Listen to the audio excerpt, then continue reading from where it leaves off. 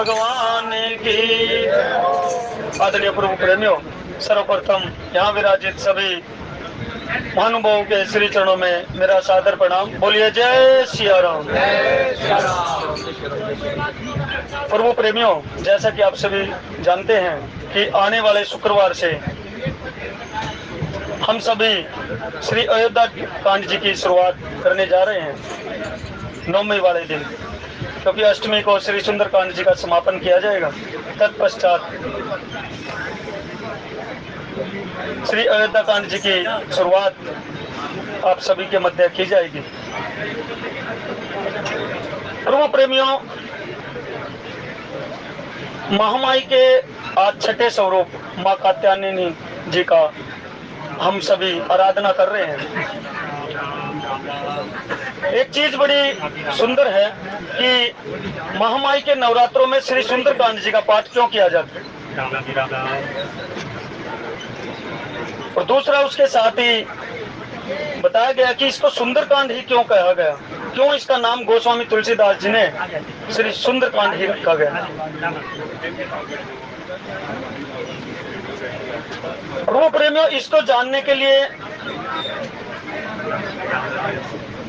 श्री राम जय जय राम, श्री राम जय जय राम, श्री राम जय जय राम, श्री राम जय जय राम। प्रभु प्रेमियों, सुंदरकांड जी का नाम सुंदरकांड क्यों पड़ा? इससे पहले देखिए, चौथे कांड का नाम क्या है? श्री किष्किंधा कांड। और इसके आगे छठे कांड का नाम क्या है? श्री लंका कांड। प्रभु प्रेमियों, श्री सुंदर कांड जी में शुरुआत से लेकर के आखिर तक मर्यादा ही मर्यादा भरी पड़ी है, और भक्ति प्राप्ति हेतु सूत्रों से हर एक चौपाई में एक न एक सूत्र भरा पड़ा है। गोस्वामी जी ने एक एक चौपाई में अनेकों अनेक सूत्रों को पिरोया गया है। शुरुआत में ही देखिए, सबसे पहले तो बड़ीलों का सम्मान कितना दिया गया है। सर्वप्रथम बड़ों को कितना सम्मान दिया गया है। बड़ों के पूछे बगैर एक पग भी नहीं धरा जाता। तो जहां पर बड़ों का सम्मान होता है, कहीं पर भी हो, या आपके घर में हो, बाहर हो, ऑफिस में हो, या जहां मर्जी हो, जहां पर बड़ों को सम्मान दिया जाएगा, छोटों को प्यार दिया जाएगा, वो सुंदर ही सुंदर होगा। फिर दूसरी बात, इससे पहले देखिए चौथे कांड में श्री किष्किंधा कांड जी में केवल और केवल विचार किया जाता है, कार्य को अंजाम नहीं दिया जाता।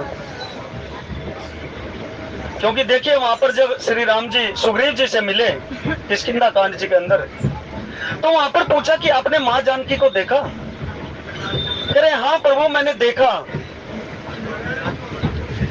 कि फिर किया क्या? कह रहे विचार कर रहे हैं। वहां पर लिखा है गोस्वामी जी ने, सुग्रीव जी ने कहा कि वहां विचार कर रहे हैं। तो वहां पर लक्ष्मण जी को ये बात अच्छी नहीं लगी। कह रहे प्रभु ये कुछ नहीं करने वाले, ये केवल और केवल विचार ही करेंगे।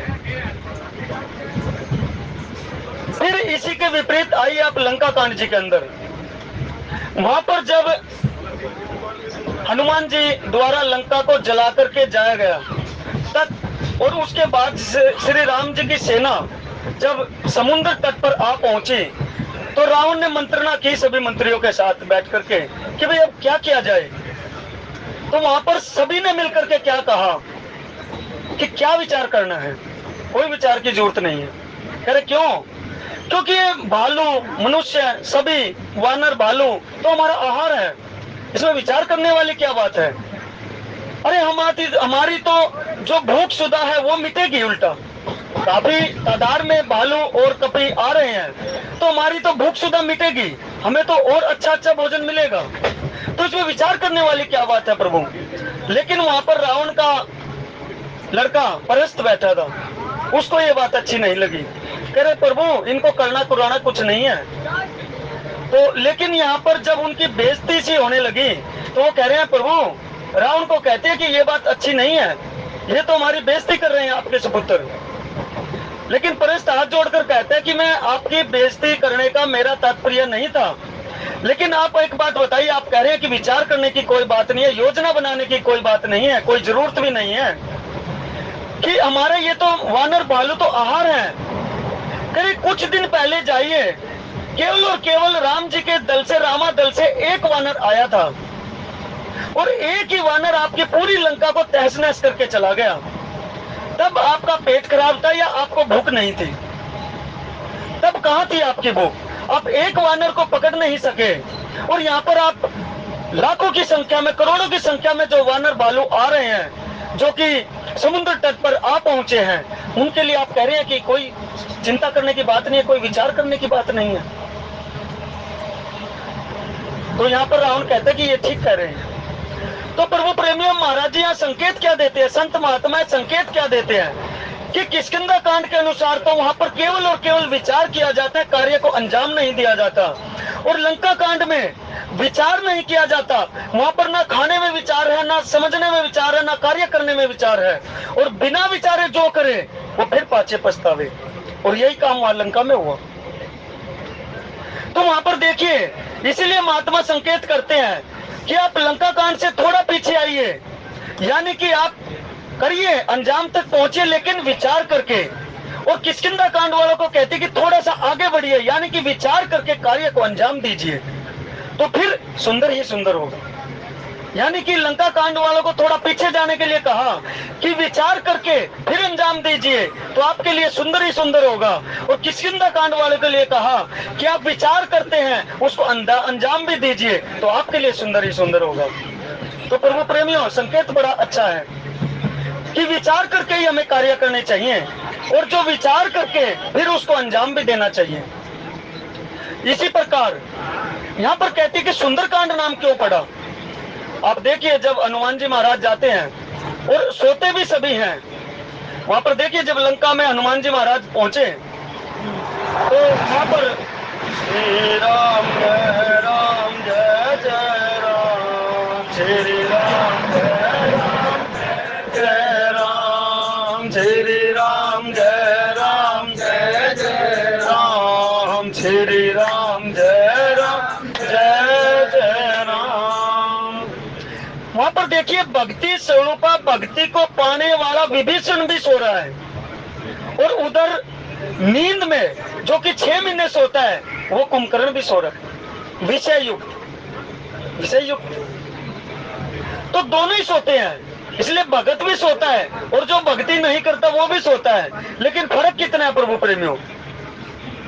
सत्संग भगत को कौन जगाने आया? सत्संग के हनुमान जी ने जगाया। सत्संग के हनुमान जी ने क्या शिक्षा दी? जागते ही राम राम सुमरन की नाम। वहां पर विभीषण जी भी राम राम को सुमरते हैं और उधर हनुमान जी भी सत्संग सुनाते हैं, यानी कि राम जी की महिमा का बखान करते हैं। लेकिन उस तरफ कुंभकर्ण को किसने उठाया? कुंभकर्ण को वहां से विषय युक्त रावण ने उठाया अपने फायदे के लिए।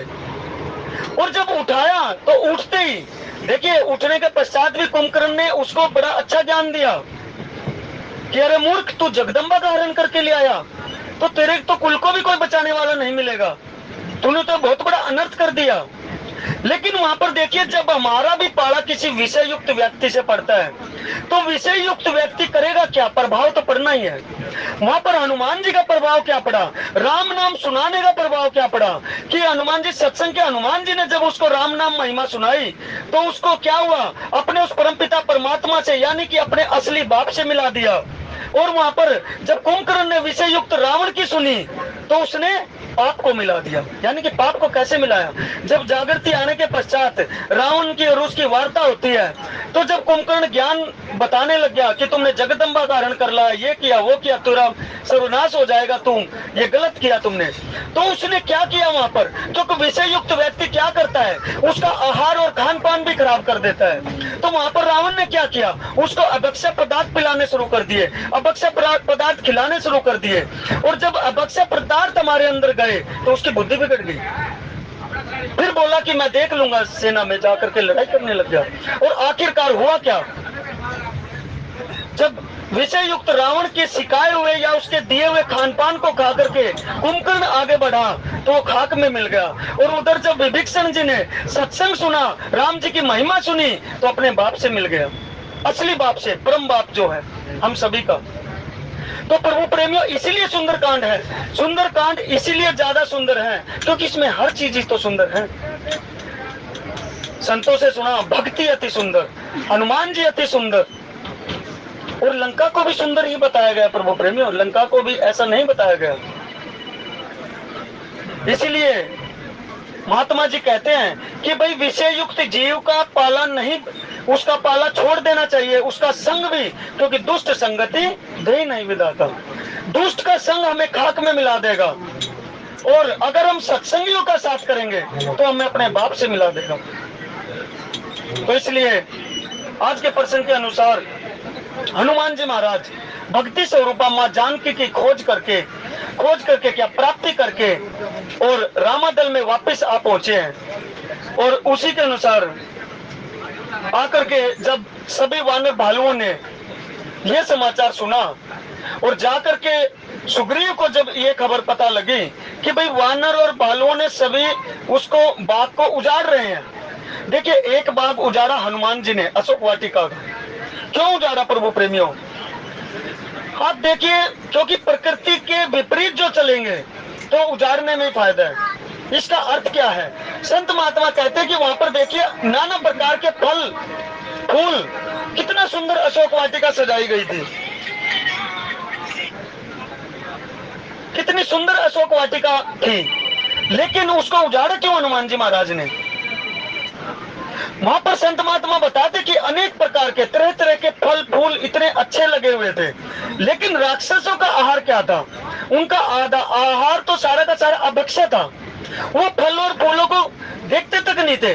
फूलों की क्या था? फूलों को तोड़ के भगवान को अर्पण करना होता है, फलों को भी भगवान को अर्पण करना होता है। भगवान को अर्पण करने के पश्चात भगत क्या करता है?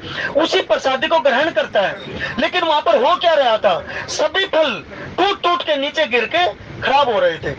इसलिए हनुमान जी महाराज ने देखा कि वहां पर सभी प्रकार के फल और फूल लगे हुए हैं, कितनी सुंदर अशोक वाटिका लगी हुई है। लेकिन प्रभु प्रेमियों, इससे पहले क्या हनुमान जी महाराज ने कुछ खाना पसंद किया? जब से इधर से चले थे, भक्ति की खोज किए बगैर हनुमान जी महाराज ने कुछ भी खाना पीना पसंद नहीं किया।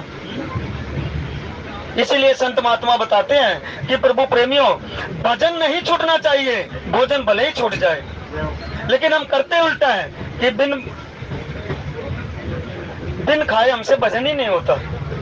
हम करते उल्टा है। लेकिन हनुमान जी महाराज से संकेत क्या प्राप्त होता है कि जब तक राम काज कीने बिना मोहि कहा विश्राम।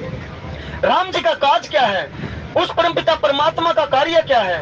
उस परमपिता परमात्मा का कार्य तो यही है कि हम जीवों के लिए क्या संदेश है कि हम जीव यहाँ पर आए क्यों है धराधाम पर? हम जीवों के लिए संदेश यही है कि उस परमपिता परमात्मा की प्राप्ति करना, उस परमपिता परमात्मा की भक्ति को प्राप्त करना। लेकिन हम तो दूसरे ही कार्यों में उलझे रहते हैं। लेकिन महात्मागण कहते हैं, संतों से सुनने में आया है कि करिए, आप गृह कार्य भी करिए, इनको निषेध नहीं है, गृह कार्य भी करने चाहिए। लेकिन गृह कार्य करते करते ही हमें उस परमपिता परमात्मा की प्राप्ति भी करनी है। और उसकी प्राप्ति कैसे होगी? वो सत्संग से होगी, महात्माओं के संग से होगी। तो इस प्रकार जब हनुमान जी महाराज वापस पहुंच जाते हैं तो वहां पर प्रीति सहित सब भेटे रघुपति करुणा पूर्ण, पूछी कुशल नाथ अब कुशल देख पद कंज सियावर राम जय जय राम, प्रभु राम जय जय राम। और वहां पर जाकर के देखिए, हनुमान जी महाराज के पहुंचने के पश्चात सभी वानर और भालू में जैसे कि प्राण गल गए हो, नहीं तो सभी मायूस बैठे थे। तो इस प्रकार दया की राशि, उस परमपिता परमात्मा को दया की राशि क्यों बताया गया है? दीन दयाल विरुद्ध संभारी, हरऊ नाथ मम संकट भारी। तो प्रभु प्रेमियों, वो तो साक्षात दया की मूर्ति है। कैसे दया की मूर्ति है? आप प्रसंग सभी जानते हैं, जब इंद्र के पुत्र जयंत ने भी माता का अपराध किया, लेकिन वो सारे तीनों लोकों में घूमता फिर गया, सभी के पास जाकर के लेकिन अंतों गत्वा कहाँ पहुंचा? दोबारा से राम जी की शरण में ही गया। और दयानिधि ने क्या किया? लेकिन एक प्रसंग और आता है प्रभु प्रेमियों यहाँ पर, क्योंकि अपराध किसने किसका किया था? वहां माता जानकी का अपराध किया था। और माता का अपराध करने के पश्चात वो माता कहती है, वात्सल्य की देवी कहती है, हे प्रभु इसको आप दंडित नहीं करोगे। अरे क्यों दंडित नहीं करेंगे? इसलिए दंडित नहीं करेंगे कि अपराध इसने मेरा किया है, लेकिन ये भी तो मेरा ही बच्चा है। चाहे अपराधी ही सही, लेकिन ये भी मेरा ही बच्चा है। क्योंकि प्रभु प्रेम संतगण वहां बताते कि जैसे ही ऊपर से जयंत आता है नारद जी के उपदेश के अनुसार, और आकर के विपुलता के साथ राम जी के और जानकी जी के चरणों में गिर पड़ता है। और गिरने के पश्चात वहां जानकी माता कहती है कि ये तो पूर्ण वैष्णव है, इसको कैसे आप मार सकते हो? कहीं वैष्णव कैसे है? क्योंकि ये देखिए चरण रज इसको लग गई, आपके चरण रज जिसके मस्तक पर रख गई, उसको आप कैसे मार सकते हैं? उसका तो उद्धार करना आपका दायित्व बन जाता है। आप तो दया की खान है, तो उसका तो उद्धार करना आपका दायित्व बन जाएगा। तो वहां पर जैसे लेटपेट होता है तो जानकी माता सर पर वरदस्त भराती है, और वरदस्त जब रख देती है कहती है ये भी तो मेरा ही बेटा है। एक बेटा थोड़ा उद्दंडता कर देता है तो, लेकिन माँ तो बिचारेगी नहीं। तो वहां पर जानकी माता जयंत को बचा लेती है। क्योंकि प्रभु प्रेमियों अभी थोड़ा सा आगे चलकर देखिए, जब कहते हैं, जब जानकी माता आकर के कहती है कि प्रभु कहते हैं कि आप बताइए वहां जानकी माता कैसी है, कि वहां पर सीता जी कैसे रहती थी। और फिर कहते हैं, जामवंत कह सुनु रघुराया, जा पर नाथ कराऊं तुम दाया, ताहि सदा शुभ कुशल निरंतर, सुर नर मुनि पर संताहूं पर। जामुन जी कहते कि हे रघुनाथ जी सुनिए, जिस पर आप दया करते हैं उसे सदा कल्याण और निरंतर कुशल है। देवता, मनुष्य और मुनि सभी उस पर प्रसन्न रहते हैं। क्यों प्रसन्न रहते हैं प्रभु प्रेमियों? क्योंकि कहते हैं कि जिसके साथ है रघुनाथ तो किस बात की चिंता। क्योंकि जिसके ऊपर श्री रघुनाथ जी का हाथ हो उसको किस बात की चिंता है। और आगे चलिए, इसके पश्चात ही यहाँ पर श्री राम जी कहेंगे, नाथ पवन सुत कीन जो करनी, पवन पुत्र की करनी कैसी रही। और वहां पर कहते कि हे सुत, यहाँ पर राम जी ने पहली बार सुत किया, सुत का पुकारा है हनुमान जी को। कैसे पुकारा? क्योंकि उधर माता ने स्वीकार कर लिया। जब माता स्वीकार कर लेती है तो पिता का भी दायित्व बन जाता है कि पिता को भी उसको स्वीकार करना पड़ता है। तो वहां पर माँ ने आशीर्वाद दिया है पहले। जब माँ का आशीर्वाद मिल गया तो पिता की तो क्या मजाल कि वो आशीर्वाद ना दे। तो इस प्रकार वहां कहते हैं कि हे हनुमान जी, वहां पर माता जानकी कैसी रहती है, सीता जी कैसी रहती है। तो वहां पर कहते हैं, हनुमान जी कहते हैं, नाम पहारो दिवस निशि, ध्यान तुम्हारे कपाट, लोचन निज पद जंचरित, जाहि प्राण के ही बाट, सियावर रामचंद्र पद शंकर हरि ओम जय जय सिया। वहां पर हनुमान जी कहते कि हे प्रभु, जानकी माता केवल और केवल आपके नाम का ही उच्चारण करती रहती है और अपने चरणों में ही ध्यान लगाई रहती है। प्रभु प्रेमियों, चरणों में ही ध्यान लगाई रहती है, इसका क्या अर्थ है? गोस्वामी जी कहते हैं कि चरणों में, देखिए यहाँ पर संत जन बार बार आपको बताते हैं कि माता जानकी के चरण और श्री राम जी के चरण। माता जानकी के दाहिने चरण में जितने भी अंकित हैं सभी आयुध, वो श्री राम जी के दाहिने चरण में अंकित है, और जो राम जी के बाएं चरण में अंकित है वो माता जानकी के दाहिने चरण में अंकित है। तो माता जानकी यहाँ पर अपने ध्यान को उन आयुधों को देख देख करके, श्री राम जी के आयुधों को देख देख करके और उन्हीं के स्मरण करने मात्र से केवल और केवल उन पे ध्यान लगाई रहती है। फिर कहते हैं कि क्यों, कैसे ध्यान लगाई रहती है? क्योंकि प्रभु प्रेमियों है क्या? नाम, रूप, लीला और धाम, केवल इन्हीं में तो विचरना होता है। तो जब आप किसी का नाम पुकारोगे और जब उसके आयुध या कोई भी उसका चिन्ह अंकित हो या उसकी तस्वीर आपके सामने आ जाए, क्योंकि नाम पुकारोगे, मैं नाम विशाल जी का पुकारूं तो विशाल जी की तस्वीर मेरे को ऑटोमेटिक आ जाएगी। जब मैं विशाल जी पुकारूंगा तो विशाल जी ही बोलेंगे। तो यहाँ पर श्री राम जी के नाम में इतनी रट है माता जानकी, और वो नाम का पहरा, जिसके मुख पर नाम का पहरा हो प्रभु प्रेमियों, उसको क्या विषय वासना कोई सता सकती है प्रभु प्रेमियों। इसीलिए संत जन कहते हैं कि राम राम रटते रहो जब लग घट में प्राण, कभी तो दीन दयाल के भनक पड़ेगी कान। क्योंकि जब आपकी इस जीवा रूपी देहरी पर उस नाम अंकित हो जाएगा, उस नाम का पहरा जब आपके इस जीवा पर, जीवा रूपी देहरी पर नाम का जब पहरा हो जाएगा, तो तत्पश्चात जब नाम निरंतर आपके अंदर आता रहेगा, जाता रहेगा, तो प्रभु प्रेम में विषय वासनाएं कैसे घुसेंगी आपके अंदर? तो आपका ध्यान इधर उधर भटक ही नहीं सकता। क्योंकि जो ध्यान लगाते हैं, जो नाम जप करते हैं, उनके लिए भी महात्मा गण यही कहते हैं कि आप नाम का सुमरण कीजिए। नाम का सुमरण करते करते शुरुआत में जब आप देखिए, इसके कई सारे तरीके हैं। महात्मा गण बताते हैं कि कम से कम भी 12 तरीके से नाम जप होता है। बैकरी वाणी और तरह तरह से पूरा विस्तार है, कभी मौका मिलेगा तो फिर चर्चा करेंगे। तो इसका जब आप शुरुआत में साधक चलता है तो आप बोल बोल के नाम उच्चारण करते हैं, क्योंकि शुरुआत में अभ्यास नहीं होता, और आहिस्ता आहिस्ता उसकी वो आवाज धीमी पड़नी शुरू हो जाएगी। आप कभी आजमाइश करके देखना। और जब नाम आहिस्ता आहिस्ता धीमा पड़ना शुरू हो जाता है, तो इसका मतलब जब नाम में आपकी रति हो जाएगी तो फिर रूप में आपकी रति होनी शुरू हो जाएगी। नाम के साथ साथ आपकी रूप में रति होने लग जाएगी। और महाराज जी कहते हैं कि जब आप नाम उच्चारण करना धीमा पड़ जाएगा और आखिर में अवस्था ऐसी होती चली जाएगी कि नाम होठ भी फड़कने बंद हो जाएंगे।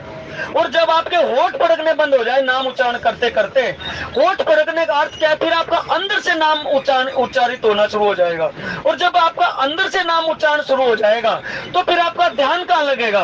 उस नाम के रूप में आपका ध्यान लगेगा। और जब रूप में आपका ध्यान लगेगा, फिर उसकी लीलाओं का चिंतन आपका बनना शुरू हो जाएगा। और जब लीलाओं का चिंतन शुरू हो जाएगा, फिर उसके धाम का, जो भी आपका इष्ट है, जिसका भी आप नाम जप कर रहे हैं, फिर आपके उस धाम का चिंतन शुरू हो जाएगा। और जब आपका नाम में, रूप में, लीलाओं में और ध्यान में चिंतन हो जाएगा, तो प्रभु प्रेमी आपका ध्यान जाएगा कहाँ? बहुत सारे साधकगण कहते हैं कि ध्यान ही नहीं लगता। प्रभु प्रेमियों, ध्यान नहीं लगेगा, क्योंकि माया का सब पहरा है। ये माया महा ठगनी हम जानी, संत जन कहते हैं। तो माया का पहरा कैसे हटेगा? जब देखिए माता जानकी स्पष्ट रूप में बता रही है कि नाम पहाड़ो दिवस निशी। जब आपका नाम का पहरा बन जाएगा, इस जीवा रूपी देहरी पर जब नाम का पहरा हो जाएगा, तो प्रभु प्रेमी आपका मन, ये मन बड़ा चंचल है, ये कहीं भटकने का इसको मौका ही नहीं मिलेगा। और प्रभु प्रेमियों, मैं तो बार बार कहता हूँ, भटकने दो मन को, लेकिन फिर भी लगे रहो, फिर खींच के लाओ, फिर जाने दो, फिर खींच के लाओ। इससे हारना नहीं है।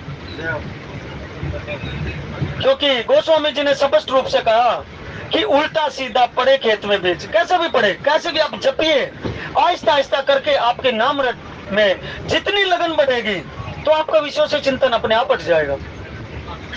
और नाम चलते फिरते, उठते बैठते, सोते खाते पीते संतजन बताते हैं। लेकिन मैं कहता हूं कि जब तक आपका चिंतन बैठ के, एक आसन पर बैठ के आप नाम जप का अभ्यास नहीं करेंगे, तो आपकी रति नाम में बनेगी नहीं।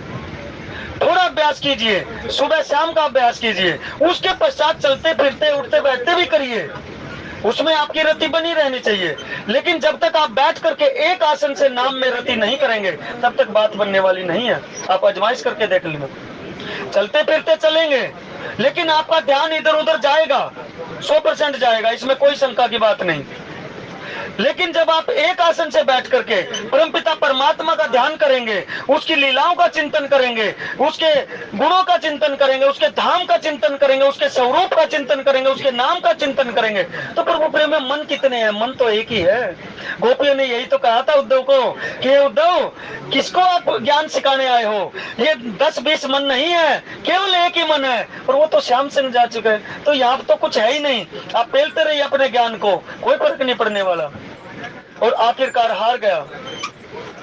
प्रभु प्रेमियों, एक बच्चा एक संत के पास जाता है और वो उसको बताता है संत को कि महाराज जी, एक बार श्री कृष्ण जी, पूरा श्रृंगार किया श्री कृष्ण जी ने, मुरली धराई, मोर मुकुट, पूरा अच्छे से श्रृंगार करके गोपियों के पास पहुंचे।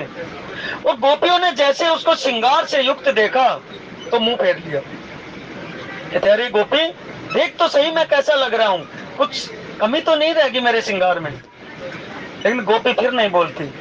लेकिन जब कई बार बोलने के पश्चात गोपी मुंह फेर करके पल्लू करके कहती है कि हे भगवान हम आपकी तरफ नहीं देखेंगे। अरे क्यों नहीं देखोगे? क्योंकि हम तो श्री जी के प्रसादी को ग्रहण करने वाले हैं, हम तो आपकी प्रसादी को ग्रहण करने वाले हैं। अरे प्रसादी को ग्रहण करने का मतलब क्या? कि आप जाइए बरसाना के अंदर, पहले श्री जी को अपना मुखड़ा दिखाइए। अगर श्री जी आपके मुखड़े को पास कर दे कि आपका मुख अच्छा है, तत्पश्चात हम आपकी तरफ देखेंगे। पहला अधिकार तो श्री जी आपको पास करेंगे, तत्पश्चात श्री जी से जो प्रसादी हमें मिलेगी हम तो केवल और केवल उसी को ग्रहण करेंगे। तो पहला तो आप श्री जी के पास जाइए। तो प्रभु प्रेमियों यहाँ पर कहते हैं, फिर हनुमान जी से पूछते हैं कि माता ने क्या कोई संदेश दिया? तो माता ने वहां पर संदेश दिया कि हे हनुमान जी वहां पर जाकर के और करिएगा क्या? अनुज समेत गया हूँ प्रभु चरणा, दीन बंधु पण तारते हरणा, मन क्रम वचन चरण अनुरागी, कही अपराध नाथ हो त्यागी। तो वहां पर हनुमान जी कहते हैं कि हे प्रभु माता जानकी ने केवल एक संदेश दिया है कि छोटे भाई लक्ष्मण के सहित प्रभु के चरण पकड़ना। प्रभु प्रेमियों यहाँ पर सबसे पहले राम जी के बजाय लक्ष्मण जी को क्यों कहा कि लक्ष्मण जी के चरण पकड़ना? सोचने वाली बात है प्रभु प्रेमियों। यहाँ पर माता जानकी ने पहले लक्ष्मण जी के चरणों में प्रणाम क्यों कहा, श्री राम जी के चरणों में बाद में कहा कि छोटे अनुज समेत प्रभु गए हूँ चरणा, कि छोटे भाई के समेत आप चरण पकड़ना। पहले लक्ष्मण जी के चरण क्यों पकड़ने के कहा? आप याद करिए, थोड़ा पीछे जाइए, जब माता जानकी का हरण रावण के द्वारा किया गया, वहां पर माता जानकी जब कुटिया के अंदर अकेली थी, तो जब रावण साधु वेश में आया और वहां पर हरण करके ले जाने लग रहा था, तब वहां पर लक्ष्मण जी वहीं पर थे, राम जी हिरण के पीछे गए हुए थे। तो वहां पर जब पुकारते हैं, यानी कि जो मायावी द्वारा आवाज लगाई गई थी, माया के द्वारा आवाज लगाई गई, उसी आवाज को सुन करके माता जानकी ने लक्ष्मण जी महाराज को बुरा भला कहा था, बुरा भला वहां पर बोला गया था। तो इसलिए देखिए अपने भक्तों का ख्याल राम जी सबसे पहले रखते हैं प्रभु प्रेमियों। वहां पर माता जानकी ने भला बुरा लक्ष्मण जी को कहा था, उसका तो व्याख्यान क्या करे आप सभी जानते हैं। और जब वो जाकर के लक्ष्मण जी ने वहां पर लक्ष्मण रेखा खींच करके वहां पर गए हुए थे बाहर, और तत्पश्चात वहां पर भिक्षा देने के लिए, और वहां पर भी प्रभु प्रेमियों संत जनों से हमने प्रमाणिक संतों से सुना कि माता जानकी अगर चाहती तो उससे बाहर नहीं निकलती, लेकिन जब रघुकुल रीत सदा चली आई, प्राण जाए पर वचन न जाए, रघुकुल की रीत को बचाने के लिए क्या रीत कि साधु अगर द्वारे पे आ जाए तो भिक्षा दिया बगैर खाली नहीं जाएगा। प्रभु प्रेमियों इस चीज का हमें भी ध्यान रखना चाहिए। साधु या कोई मांगने वाला घर पर द्वार पर आ जाए तो उसको कभी खाली हाथ मत लौटाइए, और खाली हाथ भी लौटाएं। परिस्थिति ऐसी हो कि आप देने में कुछ सक्षम है या नहीं है कोई बात नहीं, लेकिन हाथ जोड़ लीजिए, उसको दुदकारिए मत दीजिए कुछ, लेकिन भाव रूपी पुष्प तो उसकी झोली में डाल ही दीजिए। कभी भी किसी मांगने वाले को देरी से खाली मत जाने दीजिए, ना कुछ वस्तु हो ना कुछ भी हो मत दीजिए, लेकिन भाव रूपी पुष्प उसकी झोली में अवश्य डाल दीजिए। यहाँ पर संकेत है, सीखने वाली बात है। तो वहां पर भी देखिए माता जानकी, असली माता जानकी तो अग्नि में प्रवेश कर चुकी थी, छाया रूपी सीता ही वहीं पर थी, लेकिन छाया रूपी सीता ने भी, क्योंकि स्वरूप माता जानकी का था, इसलिए छाया रूपी सीता ने भी उस रघुकुल की रीत को डिगने नहीं दिया, उसके लिए अपने आप को हरण करना पसंद करवाया। और अंतोगतवा जब आप आखिर में देखेंगे, जब राम जी से माता जानकी जब वापस आ जाती है रावण का वध करने के पश्चात, वहां पर कहती है, छाया रूपी सीता कहती है कि हे प्रभु मैंने भी आपकी लीला में सहयोग किया होगा, मुझे भी तो कुछ आनंद मिलना चाहिए। कहते हैं कि आप क्या मांगना चाहती हो? कि मैंने आपकी अर्धांगिनी का रोल किया है, मैं भी आपकी अर्धांगिनी बनना चाहती हूँ। तो वहां पर राम जी कहते हैं कि इस काल में तो संभव नहीं है, क्योंकि मैंने एक पत्नी व्रता का धर्म निभाना है। इस काल में तो संभव नहीं है, लेकिन प्रभु प्रेमियों, संतों ने बताया कि तिरुपति बालाजी जो आज के टाइम विराजमान है, तिरुपति बालाजी साक्षात राम जी का स्वरूप है। और वहीं पर आकाश राज के वहां पर छाया रूपी सीता ने जन्म लिया, और उस आकाश राज के वहां पर देव पुत्री ने जन्म लिया, छाया रूपी सीता ने जन्म लिया कलयुग के अंदर। और उसी छाया रूपी सीता का पाणी ग्रहण तिरुपति बालाजी के साथ किया गया। तो राम जी ने अपने भक्तों का, सभी का, जिस प्रकार कुब्जा का भी उद्धार श्री कृष्ण के रूप में आकर के किया था, इसी प्रकार छाया रूपी सीता को भी पाणी ग्रहण तिरुपति बालाजी के रूप में कलयुग के अंदर किया है। तिरुपति बालाजी साक्षात राम जी के ही स्वरूप बताए गए हैं। तो वहां पर कहते हैं कि अनुज समेत प्रभु गयो चरणा, दीन बंधु पण तारित हरणा, मन क्रम वचन चरण अनुरागी, कई अपराध नाथ हो तागी। तो वहां पर हनुमान जी कहते हैं, दीन भाव लेकर के कहते कि प्रभु माता सीता ने तो ये संदेश दिया है कि लक्ष्मण के सहित प्रभु के चरण पकड़ना और उनसे कहना कि कई अपराध नाथ हो त्यागी। मैं तो आपके मन वचन कर्म से आपके चरणों की दासी हूँ, फिर भी आपने इतने भारी कष्ट में कैसे छोड़ दिया और इतने दिनों तक कैसे विसार दिया। प्रभु प्रेमियों, वहां पर हनुमान जी विवलता के साथ माता जानकी के उस कथन का बयान करते हैं और विवलता को प्राप्त करते हैं। कहते कि प्रभु अब मुझसे भी नहीं सहा गया, माता जानकी का दुख इतना भारी था कि मैं आपको कहने में सक्षम नहीं हूँ। और फिर कहते कि अवगुण एक मोर में माना। माता जानकी कहती कि केवल और केवल एक अवगुण मेरे से बना। क्या अवगुण बना? कि ये प्राण आपके विरह में निकल नहीं पाए। लेकिन प्रभु इसमें भी मेरी कोई गलती नहीं है। करे क्यों गलती नहीं है? क्योंकि प्रभु यहाँ पर देखिए, ये शरीर से विरह, इतनी विरह रूपी अग्नि इतनी प्रज्वलित थी और ये शरीर तो रूई के स्वरूप है। फिर जो श्वास रूपी पवन थी उससे तो ये जल जाना चाहिए था। लेकिन हे प्रभु मैं क्या करूं? इन नैनों ने अपने फायदे के लिए इनको जलने नहीं दिया, इस शरीर का बिछोड़ा नहीं हो पाया। कहते कैसे नहीं हो पाया? क्योंकि इस नैनों ने नीर इतना बरसा दिया कि वो विरह रूपी अग्नि और पवन से और रूई रूपी शरीर को जलाने में सक्षम नहीं हो पाई। वो अग्नि जैसे ही प्रचलित होती तो अश्रुपात इतने हो गए कि वो अग्नि को ही बुझा दिया। तो हे प्रभु मेरी इसमें भी कोई गलती नहीं है, तो मैं तो आपकी मन वचन कर्म से आपके चरणों की दासी हूँ। हे प्रभु मुझे बिसारिए मत अब मेरे से। क्योंकि प्रभु प्रेमियों देखिए, वाल्मीकि रामायण जी में 2 महीने का समय बताया गया, तुलसीदास जी के द्वारा रचित श्री रामचरितमानस जी में 1 महीने का समय बताया गया। हम उसमें जाते ही नहीं। जो भी समय बताया गया वो समय रावण के द्वारा निर्धारित किया गया। वहां पर भी संत जन बताते हैं प्रभु प्रेमियों कि रावण ने अपने सारे हथकंडे अपनाने के पश्चात वहां पर माता जानकी के चरणों में अनुनय विनय करता कि हे माँ अब मेरे से नहीं सहा जाता, अब मैं आप नहीं रह सकता, अब बस बहुत हो गया, अब मेरे से इस शरीर से मुझे मुक्ति चाहिए। हे माँ अब अपने चरणों का वरदस्त मेरे सर पर रखिए, एक बार तनिक मेरे और निहार तो लीजिए। लेकिन प्रभु प्रेमियों माता जानकी वहां निहोरा भी नहीं करती। तिनके की ओट लेकर के क्या क्या कहती है वो आप पीछे सभी महात्माओं से सुन चुके हैं। और तिनके की क्यों ओट ली प्रभु प्रेमियों?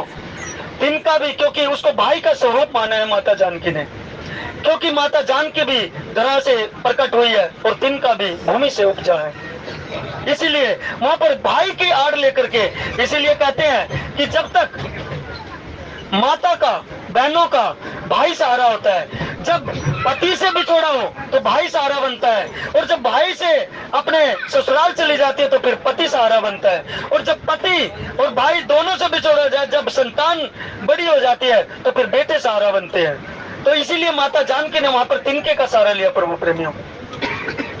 तो इसलिए हनुमान जी महाराज वहां कहते हैं कि विरह अग्नि तनु तूल समीरा, श्वास जरई चन मही समीरा, नैन शत्रुई जलु निज हित लागी, जरे न पाओ दे विरागी।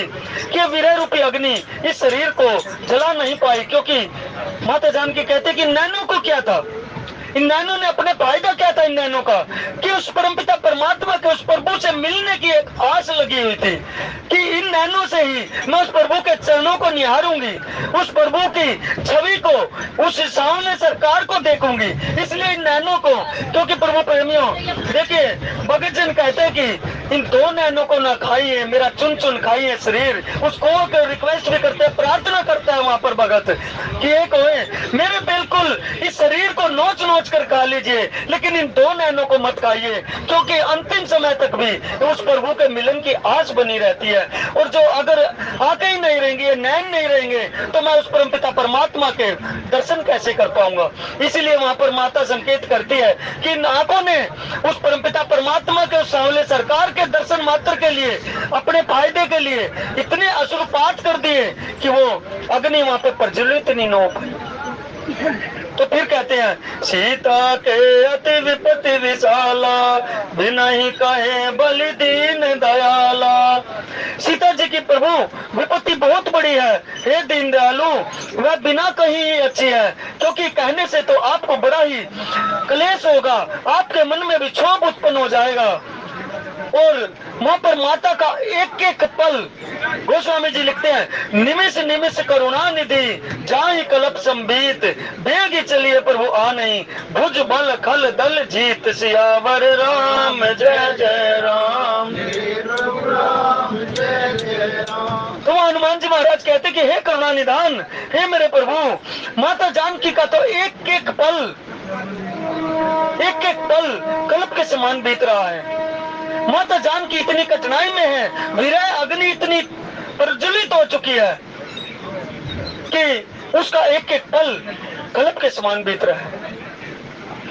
प्रभु प्रेमियों, जब भगत की विरह वेदना इतनी बढ़ जाती है, करमेती बाई का प्रसंग आप सभी जानते होंगे। करमेती बाई जी जब घर छोड़कर चली गई और उसी वृंदावन में जमुना के किनारे जाकर के समाधिस्थ होकर के उस अपने सामने सरकार की याद में समाधिस्थ हो गई, और आंखों से अश्रुपात होते होते, और जब उनके पिता पंडित परशुराम जी जब उनको ढूंढते ढूंढते वहां पर पहुंचे, और जब उसकी रज, वृंदावन की रज से पूरा शरीर ऐसा हो चुका था, लेकिन प्रभु प्रेम में विरह वेदना इतनी बढ़ चुकी थी, आंखों से इतने अश्रुपात हो रहे थे उस कृष्ण काले की याद में, कि उस रेत के ऊपर भी इतने, जिस तरीके से खेतों में देखा होगा खाली बना करके पानी चलता है, उस प्रकार से उस रेत में भी उस अश्रुपात से जितनी आंसू निकली, उससे रेत में भी अपना रास्ता बना करके जमुना जी के जल में जाकर के मिल रही थी। और वहां पर परशुराम जी ने देखा, खड़े होकर के वहां पर देखा कि विरह अग्नि इतनी प्रज्वलित है करमेती बाई की, कि विरह अग्नि से, और जैसे ही पवन रूपी हवा उसको छू करके निकलती है, तो साइड में खड़े हुए पत्ते, फूल, पत्ते उस विरह रूपी अग्नि से, इतनी विरह रूपी अग्नि थी कि उससे जल जा रहे थे। प्रभु प्रेम में विरह, जब भगत का विरह इतना बढ़ जाता है, उस प्रकाष्ठा पर पहुंच जाता है, तो उसकी प्रभु के मिलन में देरी नहीं रहती, फिर उस प्रभु को आना ही पड़ता है और अपने भगत को गले लगाना ही पड़ता है। इसी प्रकार यहाँ पर कहते हैं, सुनो सीता दुख प्रभु सुख आए ना, भरी आए जल राजीव नैना, वचन काए मन मम गति जाही, सपने हूँ बूझई विपत्ति की दाही। यहाँ पर माता का दुख सुन करके और सुख के मेरे प्रभु धाम के कमल रूपी नेत्रों से जल भराया, और वहां पर प्रभु भी जिस प्रकार से हनुमान जी महाराज ने विरह वेदना माता की सुनाई, और उसको सुन सुन करके प्रभु के नैनों से भी जल छलक आया, और प्रभु भी बोले, क्योंकि प्रभु प्रेमी इससे पहले कभी प्रभु ने नहीं बोला। जब उसके भगत के अपराध के लिए माफी जब माता ने मांग ली, यानी कि छोटे भाई लक्ष्मण के जो अपराध माता ने किया था, उस अपराध के लिए माफी जब माता ने मांग ली, तत्पश्चात प्रभु के भी जब सुनते हैं उनकी विरह वेदना, तो प्रभु से भी रुका नहीं गया, क्योंकि भगत की विपत्ति प्रभु देख ही नहीं सकते। और फिर बोलते हैं, राम जी यहाँ पर कहते हैं, मन वचन और शरीर से जिसे केवल और केवल मेरा ही आसरा हो, मेरी ही गति हो, उसको भला सौपन में भी विपत्ति हो सकती है क्या। और फिर हनुमान जी को कहते हैं कि हनुमान विपत्ति प्रभु सोई, जब तब सुमरण भजन न होई, खेतिक बात प्रभु जातु धान की, रिपहु जीति आन भी जान की। हनुमान जी यहाँ पर कहती है, प्रभु विपत्ति तो वही है, जब आपका सुमरण भजन छूट जाए, तो इस जीव के जीवन में विपत्ति तो तभी आ सकती विपत्ति है। जब आपका सुमन, भजन, सत्संग, नाम जप, कीर्तन, कथा जब इससे विमुक्त हो जाए व्यक्ति, तो उसको विपत्ति ही विपत्ति आएगी। प्रभु प्रेमियों, आप भी देखिए, जब तक हम डब्बे में बैठे रहते हैं, संत महात्मा से कथा सुनते रहते हैं या कीर्तन में, भजन में लगे रहते हैं, तो हमें भी इधर उधर की सुध नहीं रहती। और जैसे ही ट्रेन से बाहर निकलते हैं तो हम फिर उसी लोलुपता में घुस जाते हैं। तो प्रभु प्रेमियों, जब तक उस प्रभु का भजन चलता रहता है, उसका नाम सुमन चलता रहता है, इसीलिए कहते हैं कि इस जीवा रूपी देहरी पर उस नाम को रख लीजिए, जो नाम आपको रुचे। अगर संत जनों से मिला है तो बहुत बढ़िया, नहीं मिला तो जो नाम आपको रुचे, इस देहरी द्वार पर रख लीजिए, जीवा की देहरी द्वार पर उस नाम को रख लीजिए और कुछ भी मत कीजिए। कलयुग में, कलयुग केवल नाम आधारा, सुमर सुमर नर उतर ही पारा। तो इसलिए नाम का जपन मत छोड़िए। यहाँ पर हनुमान जी महाराज भी कहते हैं कि कह हनुमंत विपत्ति प्रभु सोई, जब तब सुमरन भजन न होई। तो जब तक हे प्रभु आपका सुमरन भजन छूट जाता है तो ये जीव विपत्तियों से गिर जाता है। फिर अगर कहते हैं सुनो कपि तो ही समान उपकारी, नोहु को सुर नर मुनि तनुधारी, प्रति उपकार करो का तोरा, सन्मुख होई न सकत मन मोरा। फिर यहाँ पर भगवान कहते हैं, देखिए भगत और भगवान का कितना अच्छा संवाद यहाँ पर चल रहा है। एक बार हनुमान जी महाराज वहां पर सत्संग कर रहे हैं, उधर से राम जी का सत्संग, कितना प्यारा सत्संग प्रभु प्रेमियों। भगवान यहाँ कहते कि हनुमान सुनो, तेरे समान मेरा कोई हितकारी देवता, मनुष्य अथवा मुनि कोई भी शरीरधारी नहीं है। मैं तेरा इसके बदले में क्या उपकार करूं, मेरा मन भी तेरे सामने नहीं हो सकता। क्योंकि प्रभु प्रेमियों, जब भगत भक्ति को प्राप्त कर लेता है तो वो अंतिम चरण में होता है। और यहाँ पर हनुमान जी महाराज ने भक्ति की खोज कर ली, भक्ति को प्राप्त कर लिया, भक्ति से आशीर्वाद पा लिए। और जब भक्ति के आशीर्वाद जीव को मिल जाते हैं तो वो प्रभु भी इतना खुश होता है कि मैं तेरा उपकार कभी नहीं भूल सकता। क्योंकि भक्ति को प्राप्त करके ये जीव उस प्रभु के चरणों में चला जाता है। उस प्रभु के जब चरणों में चला जाता है फिर उसका वापसी धराधाम पर आना होता ही नहीं है। तो इसलिए प्रभु भी खुश होते हैं कि मेरा अंश था, मेरा अंश मेरे ही पास आकर के मिल गया, इस भक्ति को प्राप्त करके मेरा अंश मेरे ही पास चला आया। प्रभु प्रेमियों, देखिए आज भी ऐसे ऐसे संत महात्मा हैं जो कि संतों की वाणी है, ये मेरा अपना कुछ नहीं है, जो कि ढूंढते रहते हैं, ऐसी शुद्ध आत्माओं को ढूंढते रहते हैं, जन्म लेने के लिए तड़पते रहते हैं। क्योंकि प्रभु प्रेमियों, ये जीवात्मा, ये जितने जीव बैठे हैं सभी में वो ऐसा गर्व उन संतों को मिलता ही नहीं जो शुद्धता से भरा हो।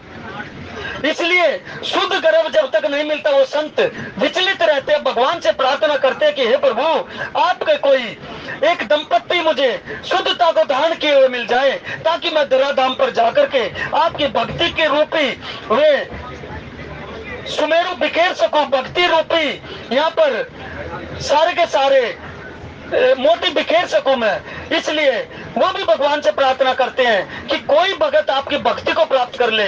इसलिए प्रभु प्रेमियों, कभी मत सोचना कि बुढ़ापे में जाके भक्ति करेंगे। अरे प्रभु प्रेमियों, उस प्रभु को अर्पण क्या करना चाहिए? उस प्रभु को सबसे बढ़िया जो चीज हो, बढ़िया जो फल हो, बढ़िया जो फूल हो, बढ़िया जो मिठाई हो, वही तो अर्पण करते हैं ना।